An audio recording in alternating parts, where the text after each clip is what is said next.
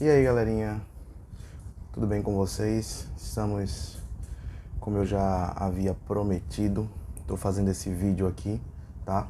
Lembrando que esse vídeo ele vai ser acompanhado com alguns slides que eu preparei especialmente para vocês, com algumas questões também, que vai remontar o Brasil colônia, tá certo? Então, eu preparei alguns slides e, aproveitando, eu vou fazer um breve vídeo, espero eu ser breve, né? Porque para nós professores de humanas, professores de história, é muito difícil ser breve, mas eu vou tentar ser o mais breve possível, tá certo? Preparei aqui improvisei na Batcaverna aqui do meu filho, na verdade no quarto dos meus filhos, esse estúdio, né? Essa situação toda aqui, até porque estamos vivendo ainda essa pandemia, essa quarentena, mas com certeza eu acho que vai ser muito importante para vocês que não querem perder o pique, né, nessa preparação para o Enem. Beleza, galerinha? Então vamos começar? Se liga, tá? Aproveitando, esse vídeo eu vou deixar no meu canal do YouTube, né? Eu já falei várias vezes, mas não custa nada repetir: www.youtube.com.br/historiosidades. A primeira slide que tem aqui para vocês tem o nosso canal no YouTube. Não esquece de dar essa moral pra gente aí não, porque isso é importante para nós que estamos aqui, estamos vendo esse feedback, esse retorno, assim também como para vocês. Até porque nós estamos fazendo isso para vocês e por vocês, tá, galera? Então é o seguinte, o que é que eu pensei em fazer? Retomar um pouquinho alguns assuntos que nós já vimos, mas que trazer algumas historiosidades, trazer algumas curiosidades que eu achei massa, e aí eu fiz esses slides nessa intenção. O nosso primeiro slide, que eu coloquei vídeo aula 1, eu coloquei como título: os portugueses chegam a Pindorama, tá? E aí eu pergunto para vocês já ouviram essa palavra? O que significa essa palavra? Vamos lá, o que é que vocês acham? Já ouviram falar em Pindorama? Não? Então, exatamente com esse intuito, a gente elaborou aqui alguns slides falando um pouquinho, tá, nesse primeiro momento, de como era composto o Brasil antes da chegada dos europeus, dos portugueses particularmente. O que é que acontece? O Brasil tinha uma imensa população nativa, uma imensa população indígena. Coloquei para vocês um mapa que vai tentar ali, né, delimitar os muitos povos, as muitas nações indígenas que haviam aqui no período antes da chegada dos portugueses. Coloquei para vocês que nesse primeiro momento a gente vai ter aí dois troncos linguísticos, que seria o tupi, tá? Esse tronco linguístico, os povos de tronco linguístico tupi vão ficar mais localizados na parte oriental do Brasil, na parte leste, ou seja, na região litorânea, e mais adentro, na região interiorana, nós vamos ter o tronco linguístico do Macro-Gé, beleza? Então, quantos povos indígenas, Júnior, mais ou menos? Galera, esse número aí não existe uma exatidão. Existem historiadores que trabalham desde 1 milhão até 8,5 milhões de povos indígenas. O fato é que existia muita gente aqui, que existia uma cultura, que existia já toda uma administração, né? Um contexto, e aí que teve que se readaptar, ou melhor, que teve que se modificar com a chegada desses europeus, beleza? Outro detalhe que eu achei bem interessante colocar é que existiam mais de 1000 povos distintos. Então, esses dois troncos linguísticos vão dar origem a vários povos indígenas, e nós temos aí mais de 1000 povos se espalhando por todo o território nacional. O mapa que eu coloquei para vocês aqui é um mapa que compreende o território do Brasil nacional, para a gente ter uma ideia das limitações litorâneas, assim também como as regiões mais interioranas do Brasil. Beleza, galera? Não esquece. E aí? Pindorama significa o quê? Tô esperando. Vamos lá? Cadê? Vamos embora. No outro slide que eu também preparei com todo carinho para vocês, a gente vai falar um pouquinho exatamente do cotidiano desses povos indígenas, dessas nações indígenas que já estavam aqui antes dessa chegada dos portugueses. A maioria dos povos indígenas, principalmente os tupis, né, Tupinambá, Tupiniquim, os Carajós, né, os Tapajós, dentre outros tantos, eles viviam em malocas. Normalmente a terra era dividida por várias malocas e no centro era onde eles realizavam seus ritos, tá? Suas celebrações, até porque existia uma cultura já e que era muito bem desenvolvida. Coloquei também que esses povos indígenas eles se apropriavam coletivamente dessa terra e dos recursos naturais. O índio ele vive, certo, desses recursos naturais que ele pode obter através da coletividade e da natureza. Um detalhe que eu achei massa também falar é da divisão de tarefas e também nesse período, início do século XVI, quando os portugueses chegaram aqui, nós tínhamos povos indígenas que eram seminômades. O que quer dizer isso? Que eles dependiam exatamente da coleta de raízes, de frutos, assim como também da caça e da pesca, tá certo, galera? Então se liga porque nós tínhamos povos que se apropriavam da terra para se alimentar e isso fazia com que eles também tornassem-se seminômades. Outro detalhe importante que a gente vai falar dentro desse cotidiano dos tupis é que eles eram antropofágicos. O que quer dizer isso? Eu vou falar uma palavra mais fácil, porque antropofagia parece um palavrão, mas que na verdade não é. A gente conhece isso popularmente como canibalismo. Vários estudos antropológicos falam que os povos nativos da América, do Brasil, né, já executavam o que eles chamam de banquete antropofágico, ou seja, cenas de canibalismo. Mas por quê? Estava dentro da cultura dos mesmos. Eles faziam isso muitas vezes até mesmo como forma de honrar um guerreiro que havia morrido em conflito. Então existia o mito que se eles comessem certas partes desse guerreiro, eles poderiam ganhar a força daquele guerreiro, tá? Então não era uma coisa assim, selvagem, isso e aquilo. Na verdade era uma prática cultural que era, né, disseminada em todas essas nações dos povos tupi.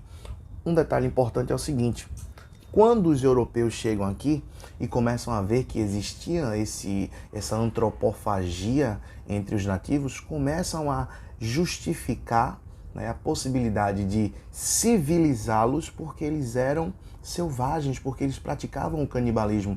E aí a gente precisa perceber que isso não era uma prática de selvageria, e sim uma prática cotidiana, né, que era muito difundida, como eu já falei, nas várias nações do território brasileiro da oportunidade, né, dessa época.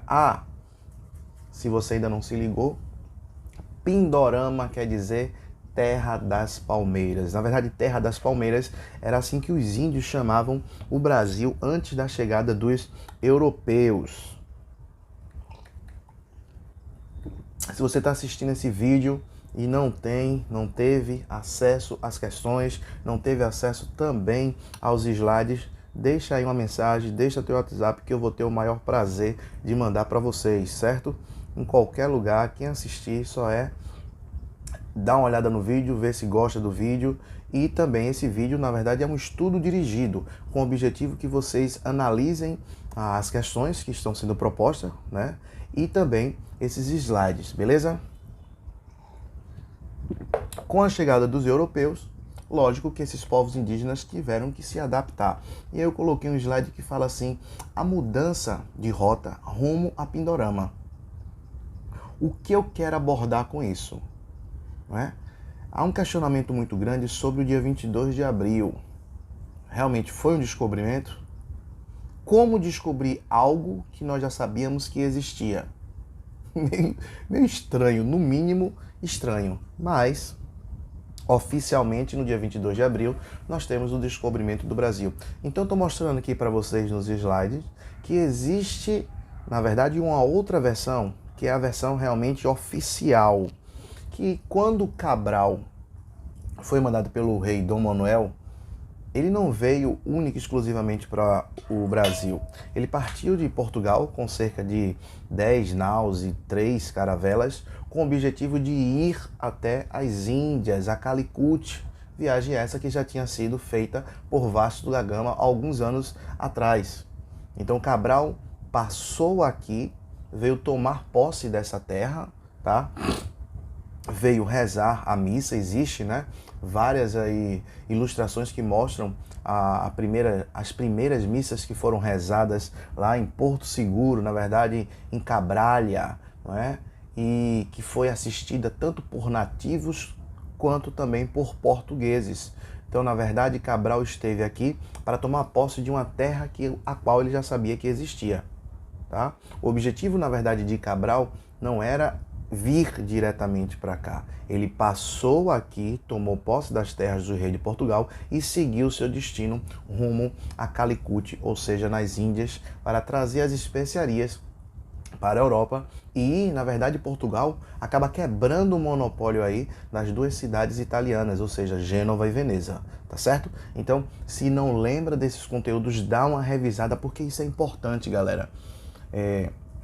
Final do século XV, né, início do século XVI, antes mesmo das grandes navegações, existia um monopólio entre duas cidades italianas, as quais, né, não deixavam ninguém passar, pelo menos na região do Mediterrâneo, para as Índias. Então elas monopolizavam o comércio com as Índias. Quem monopoliza, papai? Ó, pode mandar nos custos, pode mandar nos preços. Então, as grandes navegações ou a expansão marítima europeia teve como um dos objetivos maiores exatamente conquistar novas rotas comerciais. Beleza?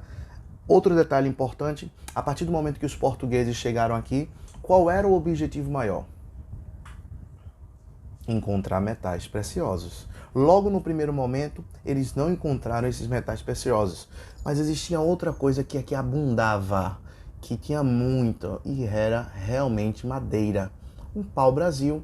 Pau-brasil esse que já era conhecido pelos portugueses, porque eles já tiveram contato com o pau-brasil na Ásia e sabia que esse pau-brasil se extraía uma resina e essa resina serviria para tingir tecidos. Detalhe, como os índios, como os indígenas chamavam o pau-brasil? Diz aí, como? Ibirapitanga. Esse era o nome que os indígenas em Tupi chamavam o nosso pau-brasil. Por que o pau-brasil é importante, Júnior, nesse momento de início de colonização? Porque, na verdade, ele marca o primeiro ciclo econômico brasileiro. A gente sempre fala isso. A história do Brasil, ela pode ser analisada em vários ciclos econômicos. E muitos historiadores já fizeram isso. Eu vou analisar o Brasil através dos seus ciclos econômicos. Qual é o primeiro? Pau-brasil, certo? Como esse pau-brasil não trouxe muitos lucros, ou assim, trouxe lucros, mas não era uma coisa duradoura, logo Portugal vai investir em outro ciclo econômico. E aí surge a possibilidade da construção da indústria açucareira. Então, o nosso segundo ciclo econômico, que a gente vai falar dele daqui a pouco. Lembrando, galera, essa aula a gente vai abordar basicamente ali as primeiras décadas do século XVI. Mas se você tá afim, acompanha aí os nossos vídeos, porque essa quarentena promete e com certeza a gente não vai deixar você ocioso nessa quarentena.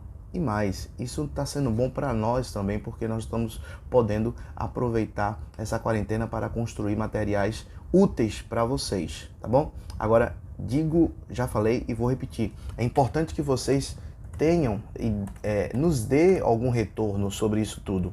Só para a gente finalizar esse outro momento aqui, eu coloquei alguns conceitos básicos, tá certo? E aí eu queria que vocês se ligassem em dois conceitos que são importantes nesse primeiro momento, que se inicia essa extração de pau-brasil no Pindorama ou na Pindorama. O conceito de escambo. O que é escambo? É um trabalho amonetário, ou seja, é uma troca, né? Os indígenas praticavam o trabalho pesado e em troca disso os portugueses davam para eles bugigangas, espelhos, miçangas, pedaços de tecido, metais, né? Há alguns historiadores que falam que isso foi até interessante para os portugueses, para os indígenas, desculpem. Por quê? Porque eles começaram a ter acesso a outros metais. E, exemplo, uma tora de pau-brasil para ser cortada com um machado de pedra, com um machado de madeira, durava em torno de 3 horas.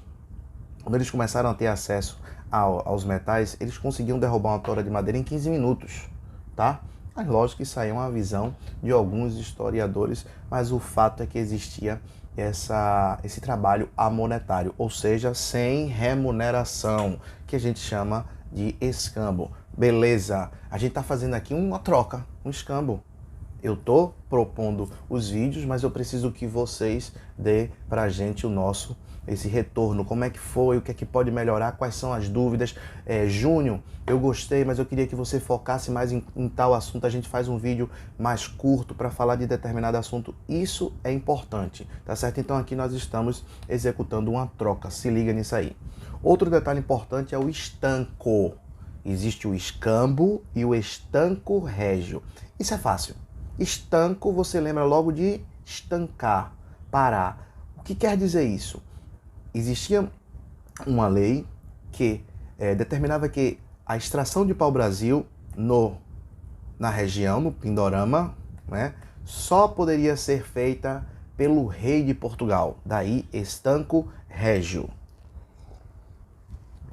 Portugal percebeu que ele precisava realmente iniciar a colonização. Peraí, Júnior, mas ele não iniciou a colonização nesse momento, não? Seguinte, quando a gente fala sobre o período de colonização, a gente precisa perceber que os 30 primeiros anos não houve de fato uma colonização. Por isso que nós chamamos de período pré-colonial, tá? Só que quando houve a divisão do Novo Mundo entre portugueses e espanhóis, no famoso TT, no famoso Tratado de Tordesilhas, ficou claro também que algumas nações não iam respeitá-lo. Dentre elas, destaca-se aí a França. A ponto do rei francês, salvo engano agora o nome do próprio, né, Francisco, aqui acredito que foi o rei Francisco, disse o seguinte: eu quero saber onde está o testamento de Adão que dividiu o Novo Mundo somente entre portugueses e espanhóis. Não respeitando o Tratado de Tordesilhas, nós vamos ter algumas invasões, e digo mais, ainda nesse século XVI.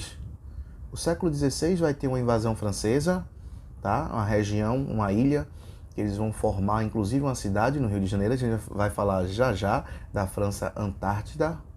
E também no século XVII, nas primeiras décadas do século XVII, nós vamos ter outra invasão francesa. Os franceses não respeitavam o Tratado de Tordesilhas. Então o destaque aí é exatamente para esse desrespeito a um acordo diplomático. Bem, eu acho que cada um aí tem que perceber quais eram as razões que justificavam as ações dessas referidas nações, certo?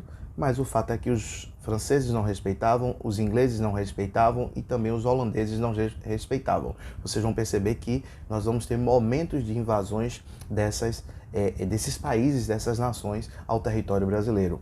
Detalhe importante, a partir do momento que começou o processo de colonização, né, logo foi mandado para cá Martim Afonso de Souza, com o objetivo de construir feitorias. Não se esquece desse nome, feitorias. Júnior, o que foi as feitorias?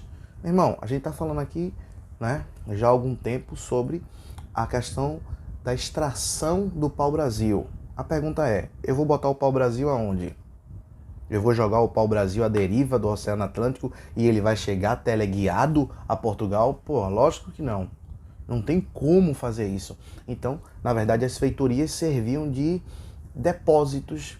Tudo que era encontrado de riqueza, e nesse momento a riqueza que foi encontrada no Brasil foi o pau-brasil, era colocado nesse lugar até que chegasse as embarcações lusitanas, as embarcações portuguesas e pudessem levar isso para a metrópole, ou seja, para Portugal. Beleza? Além disso, ou seja, Martim Afonso de Souza, ele veio para cá com o intuito de povoar, ele veio com o intuito de marcar território, ele veio com o intuito de construir essas feitorias, buscando também, logicamente, outras riquezas, assim também como formar núcleos de povoamento, tá? Esse Martim Afonso de Souza Júnior é aquele mesmo que vai fundar a Vila de São Vicente? Exatamente. A Vila de São Vicente vai ser fundada exatamente no ano de 1532. Mais uma vez com um objetivo bem destacado, que era povoar. Povoar para evitar invasões. O foco é esse. Só que o rei de Portugal percebeu que só esses núcleos de povoamento não iam dar certo. Ele aí resolveu tomar uma medida mais, vamos dizer assim, forte, enérgica. E aí surge, né, as capitanias hereditárias.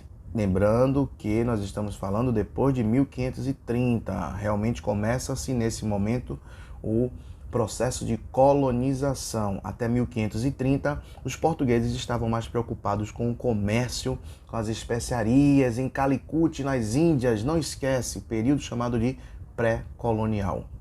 Quando nós temos o processo, tá, de colonização, isso já a partir de 1532, a partir de 1534, onde vai ser estabelecida as capitanias hereditárias, aí de fato o processo é colonizar. Começam a surgir, começam a ser mandadas pessoas para estar só gente boa, degradado, pessoas presas, né? O Brasil já começou desse jeito. Então a gente não... Muitas vezes a gente se pergunta por que o Brasil está, né, sempre desse jeito, e aí a gente vê que já no processo de colonização, as pessoas que primeiro chegaram aqui foram pessoas que só queriam ou roubar nossas riquezas, ou eram pessoas que muitas vezes estavam presas, né, e eram jogadas aqui, tá certo? Mas, bem, o fato é que entre 1534 e 1536 nós tivemos o estabelecimento das capitanias hereditárias. 15 grilhões de terras, lotes de terras que foram divididos, né, a região que seria de Portugal, para 12 donatários. E aí vem, sempre que a gente fala de capitanias hereditárias, a gente fala o seguinte: só 2 capitanias prosperaram. Parece até piada já, né? São Vicente e Pernambuco. Verdade, isso é fato. Deixa isso aí guardado. Só que eu trouxe hoje um detalhe para vocês. Se eu perguntasse para vocês, dos 12 donatários, quantos chegaram a vir para cá? Porque era um investimento alto. O rei de Portugal não queria colonizar, queria povoar, queria lucrar, mas não queria gastar. Eu também quero saber essa receita. Eu quero lucrar sem gastar. Como fazer isso? Tá? Como o investimento era muito alto, dos 12 donatários, só vieram 8. E aí eu coloquei aqui para vocês uma historiosidade. O que foi que aconteceu com esses 8? Que sempre falamos que só 2 prosperaram. Bem, 8 donatários vieram para suas terras. 2 morreram em naufrágios. Era muito normal isso acontecer, tá? Era um território que ainda não era muito conhecido pelos navegantes, né, pelos navegadores, e naufrágios era uma coisa que acontecia muito. Um foi morto pelos tupinambás. Lembra que a gente acabou de falar sobre os banquetes antropofágicos? Pois pegaram o donatário que vinha para cá e comeram, literalmente, o donatário. Um banquetezinho, uma comidinha, foi comido o donatário. Outro donatário, ele foi preso pelos próprios colonos, mandado para a Inquisição, inclusive foi condenado como herege, tá? E 3 assumiram as capitanias. Desses 3 que assumiram a capitania, aí sim um destaque maior para Pernambuco e São Vicente, tá? Um detalhe que eu queria trazer para vocês bem, Pernambuco e São Vicente começaram a se destacar por quê? Primeiro porque eles tinham Duarte Coelho em Pernambuco e Martim Afonso de Souza. certo? Os dois investiram alto nesse processo de colonização. Já na década de 1950, 1955, mais ou menos, já existiam engenhos em Pernambuco. Não foi muito diferente também em São Vicente. Então, existia um investimento alto nesse processo de colonização, tanto por Duarte Coelho como por Martim Afonso de Souza. Uma observação que eu queria fazer. Século XVI, né? A gente sabe que já a partir de 1570 houve uma carta régia onde o rei de Portugal fez com que os indígenas, né, não fossem considerados prioridades nesse processo de escravização, consequentemente começam a chegar os africanos. Mas aí é o seguinte, em Pernambuco, Duarte Coelho ele era a favor de trazer os africanos. Então, já na década de 1550, as primeiras décadas do século XVI, já temos grandes levas de africanos chegando em Pernambuco. Já em São Vicente, não que ele não era a favor, Martim Afonso de Souza, da escravidão, ele era a favor da escravidão africana, mas ele se apropriou de muitos milhares de nativos, né, para serem escravos, para trabalharem na lavoura açucareira, nos primeiros engenhos, tá certo? É um detalhe que vai fazer com que nós tenhamos aí uma denominação, não sei se vocês já ouviram, os negros da terra. Os índios que eram escravizados pelos portugueses, eles eram chamados de negros da terra, tá bom? É um detalhe bem importante e isso vai ser bem mais ressaltado em São Vicente do que em Pernambuco, certo? Outro fator importante nesse início de colonização é a questão das capitanias. Pô, você faz 15 lotes de capitanias com 12 donatários. Primeiro que 4 não chegam nem a vir, né? 8 vêm, mas na verdade só 2 prosperam. A pergunta é, isso foi bom? Isso foi interessante para o rei de Portugal? Logicamente que não. Então o rei de Portugal já vai mudar de estratégia. Qual é a mudança, Júnior? Sai as capitanias hereditárias e entra, né, como consequência do poder, né, centralizado, o que nós chamamos de governo geral, os governadores gerais. Isso a partir de 1548. Isso a partir de 1548. Mas aí vocês devem estar se perguntando assim, as capitanias deixaram de existir?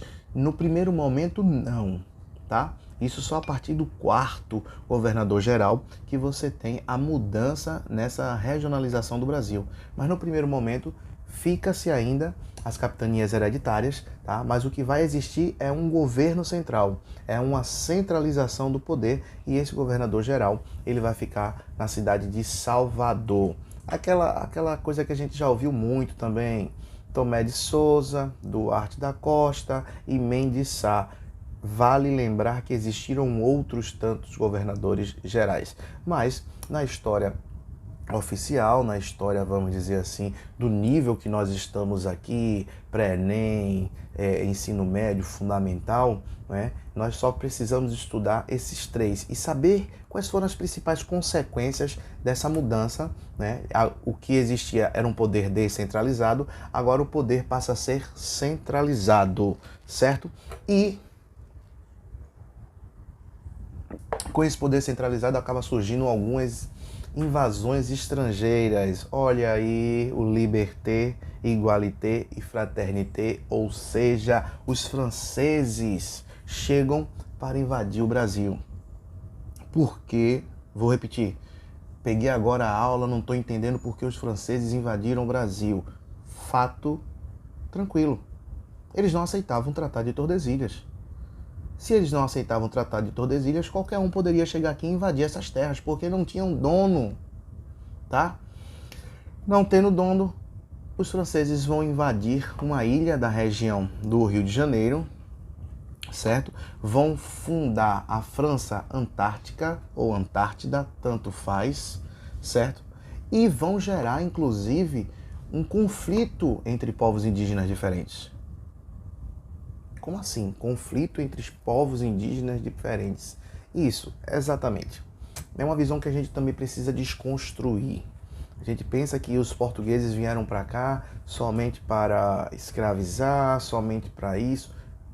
É verdade, eles vieram para cá com o intuito de lucrar, né? Porque na verdade a colônia nesse momento do século XVI, ela tem o intuito de trazer ou aumentar as riquezas da metrópole. Mas eles não vieram aqui fazer guerra, porque era normal entre os povos indígenas da região conflitos. O que é que acontece nesse momento que os franceses invadem o Rio de Janeiro? Ou na verdade uma ilhazinha do Rio de Janeiro.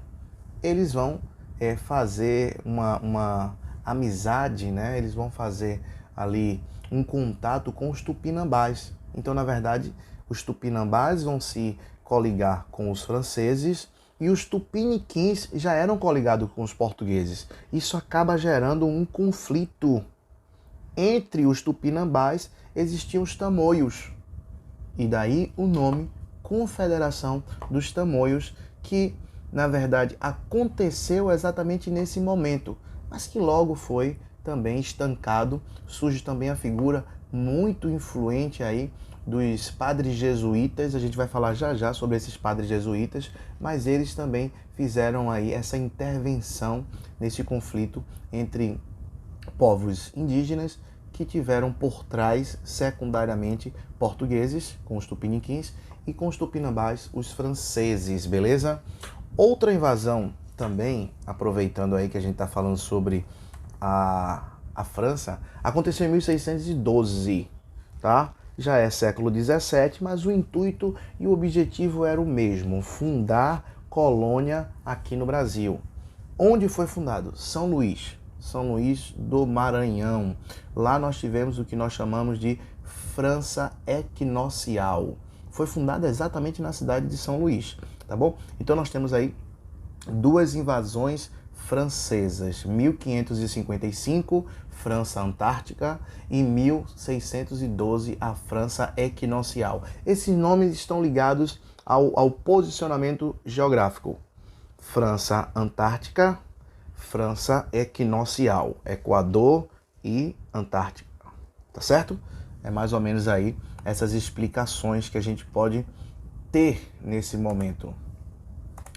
Outro detalhe importante, aí sim a gente vai falar de quem? Dos padres jesuítas. Observação. Quem eram os padres jesuítas? Católicos, padres, que faziam parte de uma companhia. Que companhia é essa? A Companhia de Jesus. Foi criada por um padre espanhol chamado Inácio de Loyola, isso já no início do século XVI.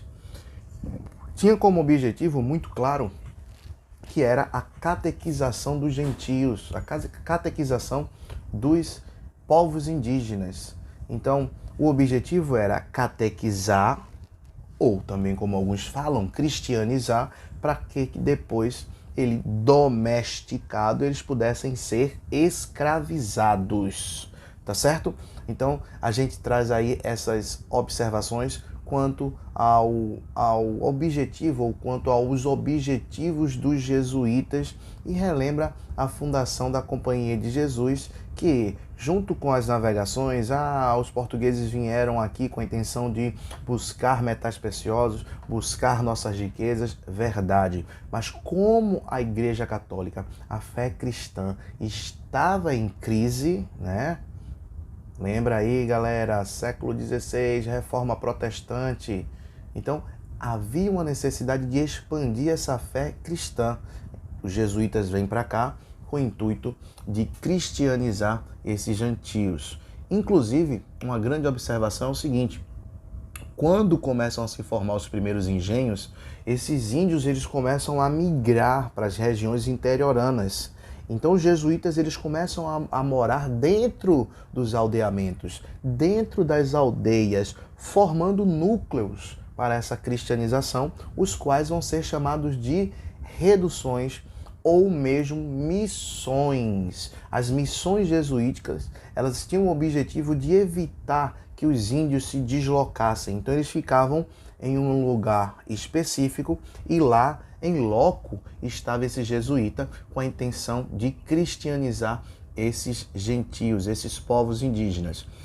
Uma última observação, até porque eu já falei pra caramba, né? Eu falei logo lá no início que o objetivo seria fazer um vídeo curto, mas é muito difícil a gente fazer um vídeo curto, porque são muitas as informações, e eu acho que essas informações são importantes para vocês que estão se preparando para o Enem, que estão se preparando até mesmo para fazer uma avaliação, tá?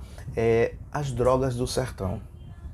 Às vezes as pessoas me perguntam assim, o que eram as drogas do sertão? Eu lembrei aqui que uma vez eu botei isso na prova e o aluno colocou que eram drogas alucinógenas. Parece até que são drogas, bem, deixa pra lá. Na verdade, as drogas do sertão é o seguinte, galera. Quando os padres jesuítas começaram a morar junto com os índios, né, fazer essa cristianização em loco, eles começaram a ter acesso a várias ervas, a vários remédios, a culinária dos próprios indígenas. Então, eles começam a levar esse conhecimento indígena para a Europa. E esse conhecimento, essas ervas que serviam para a culinária, que serviam também para o tratamento de doenças, começam a ser chamadas de drogas do sertão. Não é nenhuma droga alucinógena, não. Ninguém está falando, né, de droga sintética, coisa desse tipo. Hoje em dia, quando a gente fala em droga, a gente só pensa em coisas negativas, mas nesse momento as drogas do sertão teria sim um teor positivo, não negativo, tá certo, galera? Então, fica aí as dicas, eu espero que vocês tenham entendido. Vou repetir, não se inscreveu ainda no canal, dá essa moralzinha pra gente, tá? Porque isso é importante, isso nos faz perceber que está sendo interessante para vocês. E qualquer dúvida, Júnior, eu não tenho os slides, manda o número do WhatsApp que eu com todo prazer enviarei para vocês, beleza? Beijo do gordo, fica aí a mensagem que eu coloquei aqui no nosso último slide. Eu sei que é um momento difícil para todos nós, estamos vivenciando esse momento de quarentena, mas saibam que é um momento importante. Então aproveita essa ociosidade e faz com que ela seja, né, como é que eu posso falar? Produtiva. Vamos transformar essa ociosidade em um ócio produtivo, beleza? Dá essa curtidinha e aí comenta. Se ainda não é inscrito no canal, se inscreve e fica a nossa última mensagem aqui. Que a vida seja livre, a risada sem culpa e o amor sem medo. Beijo do gordo para vocês e até o próximo vídeo. Fui!